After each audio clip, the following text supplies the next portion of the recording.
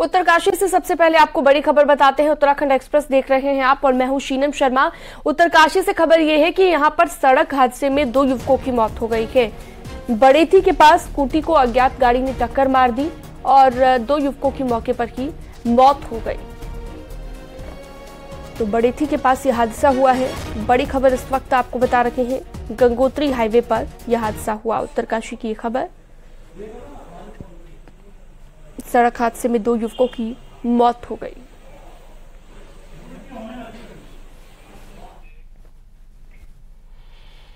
चमोली में Badrinath national highway पर विष्णुप्रयाग के पास हादसा हुआ है। यहां पर हाईवे पर टेम्पो ट्रैवलर पलट गया। हादसे के वक्त टेम्पो ट्रैवलर में 17 यात्री सवार थे और सभी यात्रियों को हादसे में मामूली चोटें आई हैं। सभी यात्री चारधाम यात्रा पर आए हुए थे और विष्णुप्रयाग के पास हादसे का शिकार हो गए।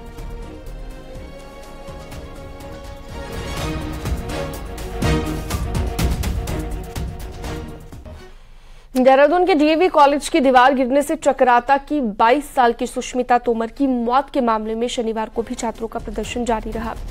लड़की को इंसाफ दिलाने की मांग और कॉलेज प्रबंधन की लापरवाही का आरोप लगाते हुए कॉलेज के 2 छात्र कल टावर पर चढ़ गए, जिन्हें काफी देर के बाद एसडीआरएफ की टीम ने नीचे उतारा और एक तरफ टावर पर चढ़कर स्टूडेंट्स ने प्रदर्शन किया, तो दूसरी तरफ सड़क पर छात्र संगठन से जुड़े हुए स्टूडेंट्स हंगामा करते दिखाई दिए।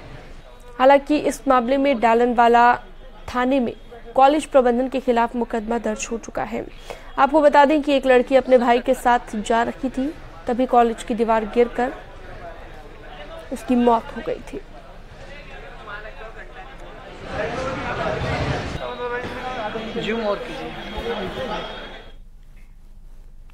देहरादून में शत्रु संपत्ति काबुल हाउस को 15 दिन में खाली करने का ऑर्डर जारी किया गया है। 17 अक्टूबर को डिस्ट्रिक्ट मजिस्ट्रेट सोनिका ने यह आदेश जारी किया है। डीएम कोर्ट की तरफ से जारी ऑर्डर में साफ कहा गया है कि संपत्ति अब सरकार की है, जिसे 15 दिन में खाली कराया जाए। देहरादून के सर्वे चौक के नजदीक इसी रोड पर काबुल हाउस है। दरअसल काबुल हाउस का संबंध अफगान राज परिवार से है। ये संपत्ति राजघराने से जुड़े लोगों के पास थी, जो भारत और पाकिस्तान के विभाजन के बाद पाकिस्तान में बस गए थे और तभी से प्रॉपर्टी विवादों में रही। अब इसको शत्रु संपत्ति घोषित कर दिया गया है। गौरतलब है कि शत्रु संपत्ति वो संपत्ति है जिसके मालिकाना देश के विभाजन के बाद पाकिस्तान में जाकर बस गए।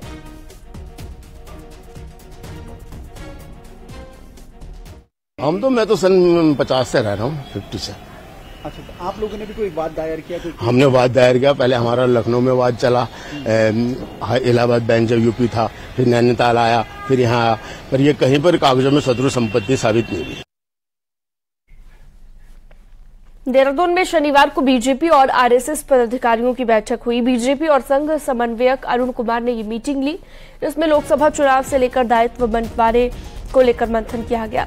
बीजापुर सेफ हाउस में ये बैठक हुई, जिसमें सीएम धामी के साथ बीजेपी प्रदेश प्रभारी दुष्यंत कुमार गौतम, प्रदेश अध्यक्ष महेंद्र भट्ट भी मौजूद रहे।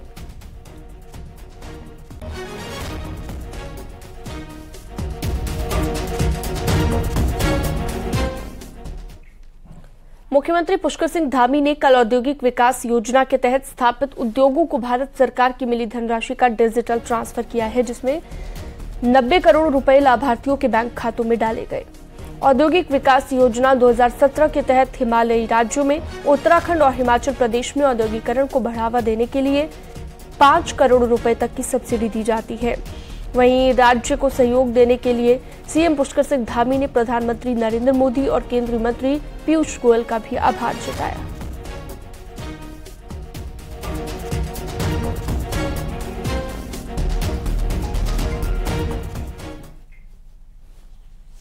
त्रेता युग में जिस संजीवनी बूटी ने लक्ष्मण के प्राण बचाए, तब हनुमान जी पूरे द्रोण पर्वत को ही उठाकर ले गए थे। उत्तराखंड के चमोली में कांग्रेस सरकार में संजीवनी खोजने का प्लान बना, पर कामयाबी नहीं मिली। अब इस काम में हाथ आजमाने की बात बीजेपी सरकार में हो रही है, पर जो काम 3 युगों में नहीं हो पाया, क्या अब हो पाएगा, ये बड़ा सवाल है।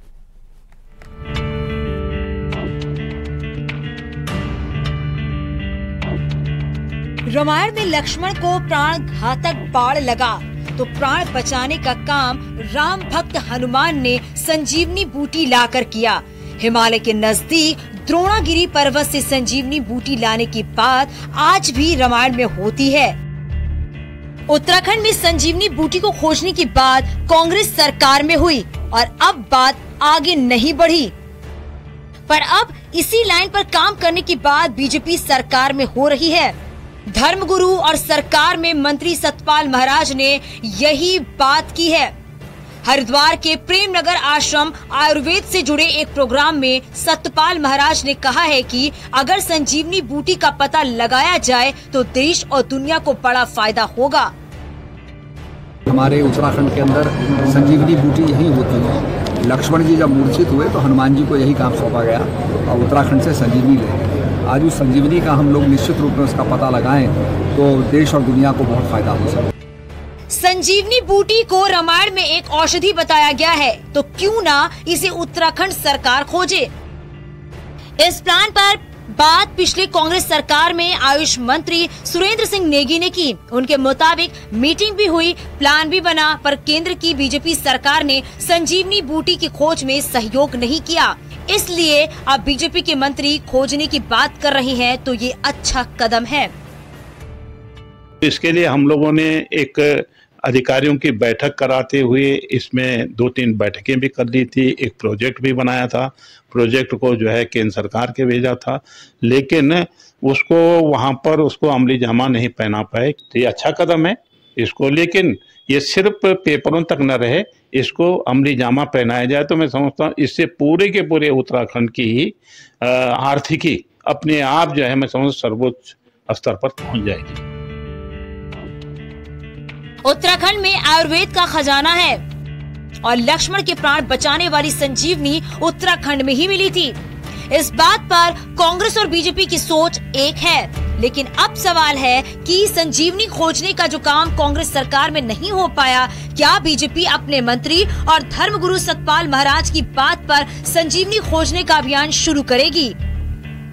हरिद्वार से पुलकित, कोटद्वार से अनुपम, जोशीमठ से नितिन के साथ दीपांकर भट्ट, न्यूज़ 18। वहीं मंत्री सतपाल महाराज की बात पर बीजेपी और कांग्रेस नेताओं के रिएक्शन भी आए हैं। कृषि मंत्री गणेश जोशी ने उन्हें शुभकामनाएं दी, तो कांग्रेस के नेता प्रीतम सिंह ने कहा कि राजनीति से संन्यास से लेकर सतपाल महाराज को संजीवनी खोजनी चाहिए।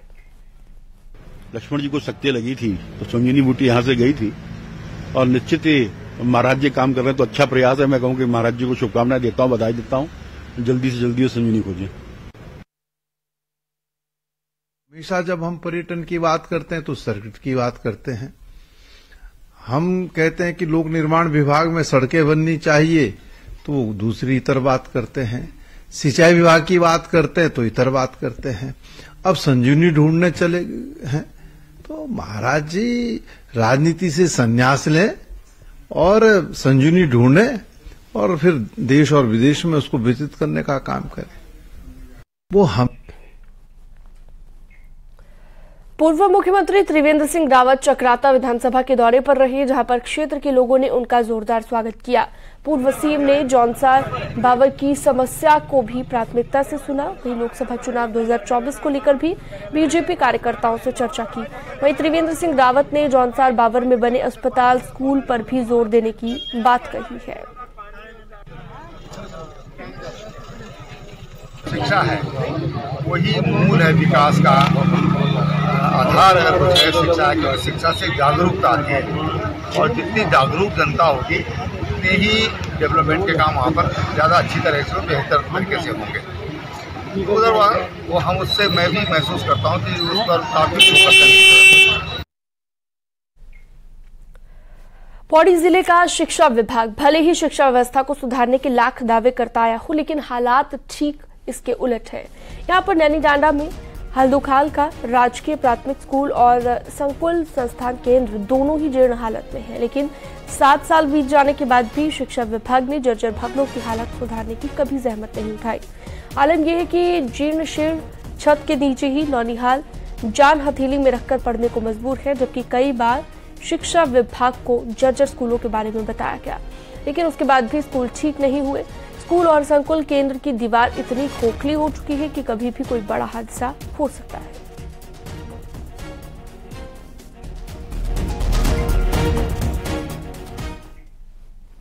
टिहरी डैम की झील से सटे धौलदार क्षेत्र के ग्रामीण सालों से विस्थापन की राह देख रहे हैं।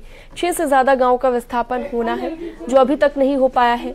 झील के पानी के उतार चढ़ाव के चलते घरों में दरारें आ गई हैं और खेती की जमीन में भी धंसाव हो रहा है।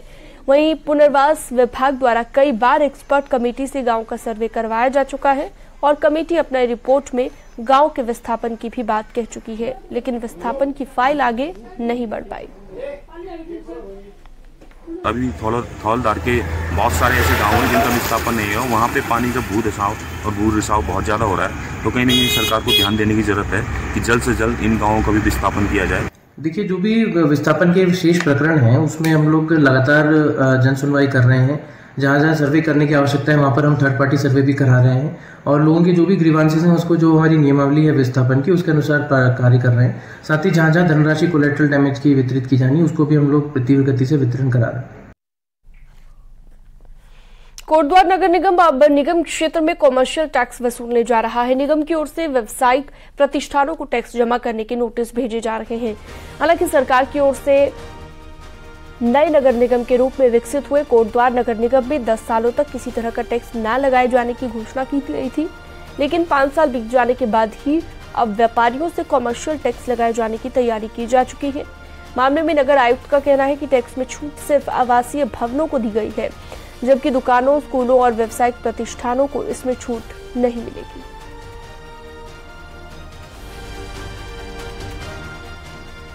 लेकिन वो केवल रेजिडेंशियल प्रॉपर्टीज है, उन्हीं के लिए है। कमर्शियल टैक्स की इसमें कोई भी छूट नहीं, किसी प्रकार का उसमें वो नहीं है।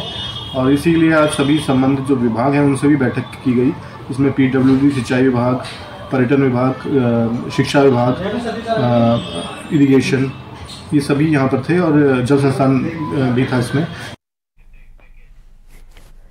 मजहब नहीं सिखाता आपस में बैर रखना, इस बात को सही साबित कर रहे हैं पिथौरागढ़ में दशहरे के पुतले बनाने वाले कलाकार।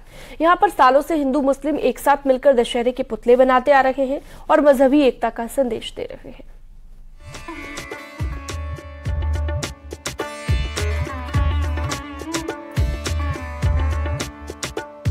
पिथौरागढ़ में दशहरे के लिए पुतला बनाने की परंपरा 1999 में बंद हो गई थी, लेकिन साल 2017 में इस परंपरा को फिर से शुरू किया गया। पुरानी बाजार में मौजूद हिंदू मुस्लिम युवाओं ने 18 साल के बाद मेघनाथ का पुतला बनाकर इस परंपरा का फिर से आगाज किया। तब से अब तक रावण, मेघनाथ, ताड़िका और कुंभकर्ण के पुतले यहाँ हर साल बनते हैं। लेकिन हैरानी की बात यह है कि यहाँ पुतलों को बनाने में मुस्लिम समाज के लोग खुलकर शिरकत करते हैं। आलम यह है कि रामलीला के आगाज के साथ ही यहाँ पुतला बनाने का काम शुरू हो जाता है। होली, मोहर्रम सभी समुदाय के लोग मिलके यहाँ पे मनाते हैं। ये काफ़ी लंबे समय से ये प्रक्रिया चल रही है। हिंदू मुस्लिम सभी लोग यहाँ पे मिलके ये कार्य करते हैं। होली हो, दिवाली हो, मोहर्रम हो। आज हमें 7 साल हो गए हैं।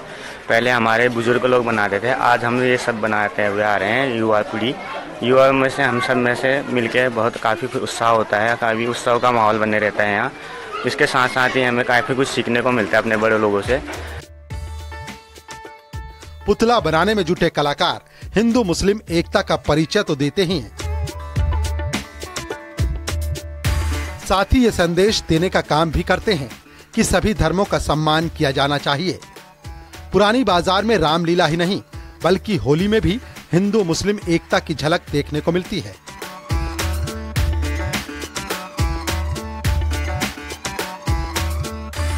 यहाँ होली में बंधने वाली चीर को हर साल दोनों ही धर्मों के लोग खासे उल्लास के साथ बांधते हैं। पिथौरागढ़ में करीब 147 साल से रामलीला का आयोजन बदस्तूर जारी है। ऐसे में इन त्योहारों को लेकर दोनों धर्मों की एकता भी हर साल दिखाई देती है। 1999 के बाद पुतले का निर्माण कार्य बंद हो गया था।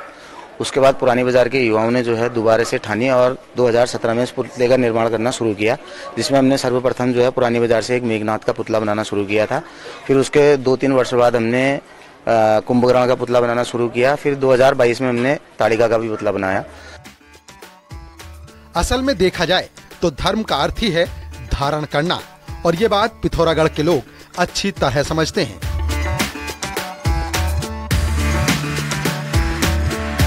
यही वजह है कि यहाँ रामलीला हो या फिर होली, दोनों ही हिंदू त्योहारों में मुस्लिम धर्म को मानने वाले खासे उत्साह के साथ हिस्सेदारी करते आ रहे हैं। न्यूज़ 18 के लिए पिथौरागढ़ से विजयवर्धन उप्रेती की रिपोर्ट।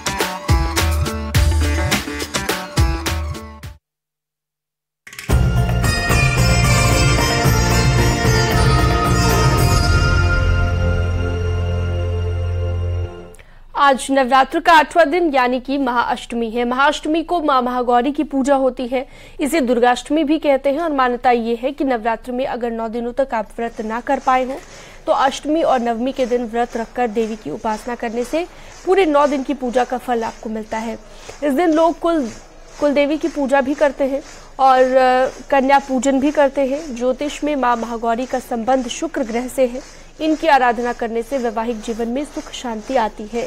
माता के मंदिरों में सुबह से ही भक्तों की भारी भीड़ देखने को मिल रही है।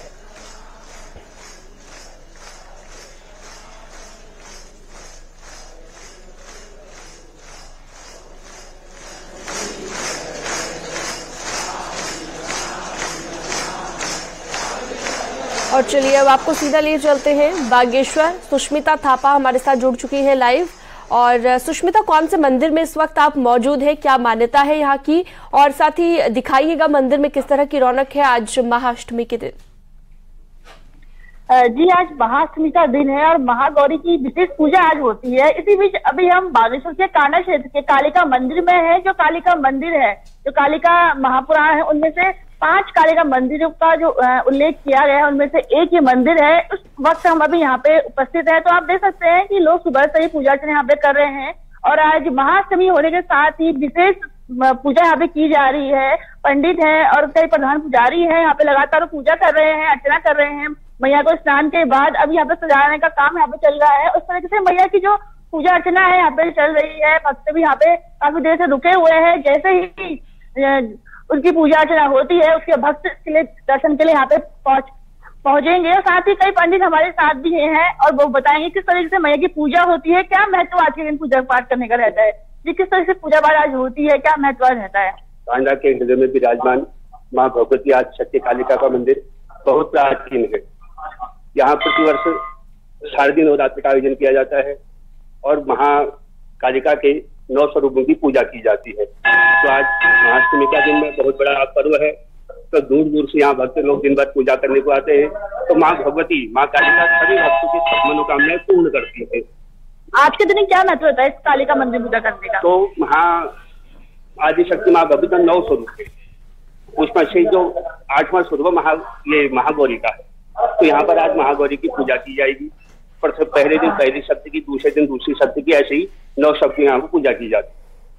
तो देखिए किस तरीके से पूजा अर्चना चल रही है। नवरात्रि यानी बिल्कुल, तो मंदिर की रौनक हमने देखी। सुष्मिता थापा जुड़ी हुई थी हमारे साथ, बहुत शुक्रिया आपका जुड़ने के लिए। नवरात्र के 9 दिनों में सभी जगहों पर रामलीलाओं की भी धूम है। हरिद्वार की जिला जेल में भी अपनी तरह की अनूठी रामलीला चल रही है। यहाँ के कैदी ही रामलीला के सभी पात्रों को निभा रहे हैं। और खास बात यह है कि इस रामलीला में हिंदू ही नहीं बल्कि दूसरे धर्म के लोग भी बढ़ चढ़कर हिस्सा लेते हैं। देखिए,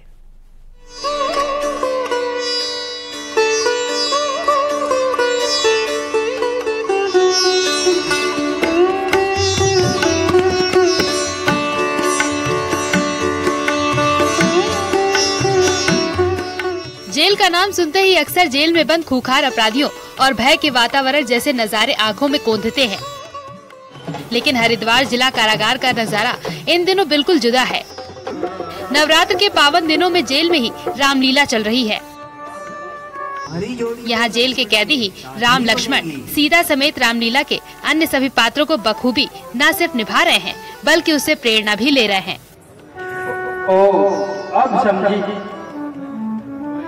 वहीं अन्य कैदी बैठकर रामलीला के मनोरंजन का लुत्फ उठा रहे हैं। हम सभी बंदी भाई मिलके आपस में 1 महीने तक इसकी प्रैक्टिस करते हैं और जब से यहाँ पर सर आए हैं तब से ही रामलीला का मंचन आयोजन हो रहा है। यहाँ पर मुझे 3रा साल हो गया है राम का किरदार करते हुए। हमको सर ऐसा फील होता है कि हम भगवान के रूप में आ गए हैं एक तरीके से। हमको ऐसा लगता ही नहीं हम जेल में हैं, हमको लग रहा है हम बाहर कहीं अच्छे ग्राउंड पे, लेवल पे, अच्छे उस पे मंचन पे कहीं वो कर रहे हैं प्रदर्शन।